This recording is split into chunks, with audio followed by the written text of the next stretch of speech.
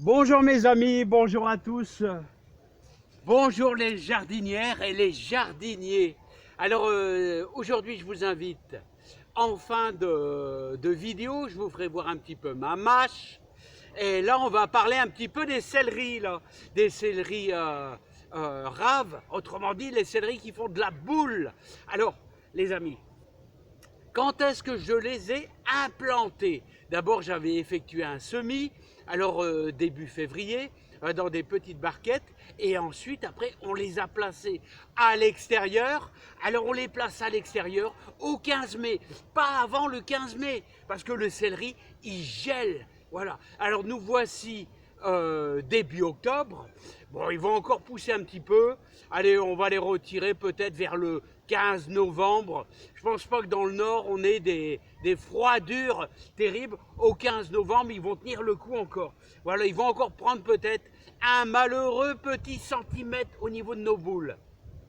Alors, qu'est-ce qu'il a besoin, le céleri? Le céleri, il a besoin de beaucoup de fumier, surtout du fumier de cheval. J'insiste, parce que c'est un des meilleurs fumiers, c'est un des meilleurs, c'est un compost parfait, le fumier de cheval. Alors, quelle quantité? Je vous conseille de mettre au moins 3 kilos par mètre carré, parce qu'il est gourmand lui. Alors qu'est-ce qu'on fait en cette période? D'ailleurs je suis peut-être un petit peu en retard, c'est qu'on arrache les feuilles, vous voyez, on arrache les feuilles sur le côté. Voilà, comme ici j'ai commencé, voilà, on arrache bien les feuilles sur le côté. C'est vraiment, vous voyez, c'est vraiment pour terminer leur croissance. Alors hop, voilà, voilà.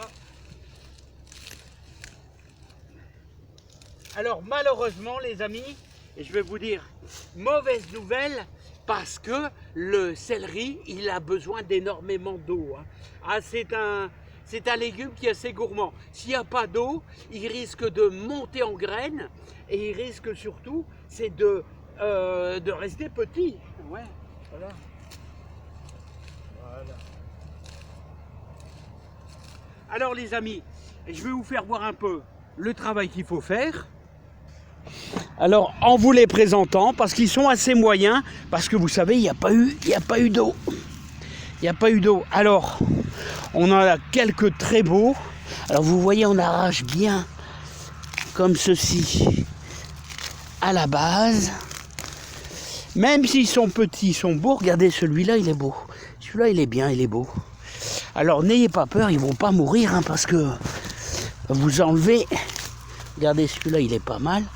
Parce que vous enlevez les... Regardez, quelquefois, le céleri, il fait une ramification sur le côté. On voit mieux, là, regardez. Là, le céleri, il est attaché, là. Mais bon, c'est pas grave, hein, c'est des choses naturelles qui arrivent. Alors là, regardez. On va bien retirer. Celui-là, il est beau. Mais l'année passée, j'en ai eu des gros. Alors, regardez celui-là, hop. Voilà. Voilà. Ah, celui-là, regardez, il n'a pas été fait. Regardez. Voilà. Je passe de l'autre côté. On arrache. Regardez. Regardez les belles boules, là. Voilà. Celui-là, il est beaucoup plus petit. Voilà. Vous voyez, hop. Regardez. Alors, voilà ce que ça donne une fois que c'est fait. Voilà, et là, vous inquiétez pas, vos céleris vont continuer à pousser un petit peu. Voilà. Alors vous voyez, il y en a qui sont bien réussis. Celui-là, ça va, il est pas mal, il est moyen. Regardez. Alors n'oubliez pas, celui-là, il est magnifique. N'oubliez pas que ces petites branches, vous pouvez les mettre dans la soupe.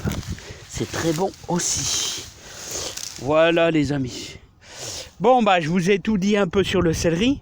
Alors, n'oubliez pas que je les ai arrosés aussi, également, avec un peu de fiente de pigeon. Tout ça, c'est très très bon aussi. Hein. C'est très très bon. Hein. Voilà, bah, en tout cas, oh, c'est du travail, hein, c'est du travail, les céleris. Mais la récompense est au bout, c'est-à-dire que ça va vous permettre ainsi d'avoir des bonnes carottes râpées, de bons céleris bien frais, pour la soupe, pour le céleri mayonnaise, tout ce que vous voulez, pour faire des bonnes potées auvergnates, tout ça avec des bonnes saucisses, c'est un régal. Le céleri, c'est un super beau légume. Voilà, il met du temps à pousser et n'oubliez pas qu'on les implante au 15 mai au jardin. Allez, on va aller voir la mâche, si ça vous dit. Regardez ça, c'est les plus beaux spécimens. Alors les amis, je vous présente la mâche. Alors regardez comment elle est toute petite. C'est tout petit. C'est tout petit, voilà. Faut faire attention aux limaces, hein, parce que c'est petit comme ça. Là, on la voit un petit peu mieux. Regardez, la mâche. Là, il y a une petite salade là, qui pousse là. Ou alors, qu'est-ce que c'est? Ouais, c'est peut-être autre chose. Voilà la mâche. C'est tout petit comme ça. Alors, n'oubliez pas la technique de la mâche. Alors, les amis, alors la mâche, je vous dis, on la semer entre les poireaux parce que on va la garder normalement une bonne partie de l'hiver. Alors n'oubliez pas que ça se sème comme la salade, après des pommes de terre, après des haricots, des choses comme ça. Hein. Vous devez travailler votre terre, mais vraiment en peu de profondeur, les 3-4 premiers centimètres avec votre croc, votre pic, voilà, pour avoir quelque chose de bien fin. Et vous allez faire une ligne, et vous allez semer de la mâche à petites graines. Pourquoi à petites graines? Parce que justement, elle résiste au froid. Et à grosses graines, beaucoup moins quand même. Et une fois que vous allez semer ça, vous allez mettre un voile de terre fin, un voile les amis. Et vous allez mettre bien sûr des toiles de jute. Il faut mettre des toiles de jute. Vous n'avez pas de toile de jute, ben vous avez bien un vieux drap qui traîne. Et vous allez bien arroser et vous allez maintenir vos toiles de jute ou alors votre drap pendant au moins une semaine et demie. J'ai laissé ça une semaine et demie, mais après j'ai bénéficié, on a eu 3 jours de pluie.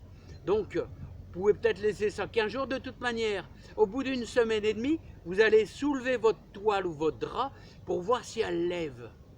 Voilà. Et une fois qu'elle a levé, eh ben c'est tout, vous retirez vos toiles. Voilà, donc ça se sème comme la salade, mais surtout mettez vraiment un filet de terre fin, même pas 1 centimètre, hein, vraiment un filet de terre, et vous allez mettre de l'humidité dessus en arrosant carrément au-dessus de votre toile. Voilà, au-dessus. On peut arroser aussi la bande où vous avez semé, hein, on peut faire les deux, mais pour dire de ne pas faire exploser votre ligne, on peut semer directement au-dessus, comme ça stabilise les graines dans la terre. Voilà, n'oubliez pas la toile de jute. C'est important parce que la mâche, sans toile de jute ou sans drap, a du mal à pousser.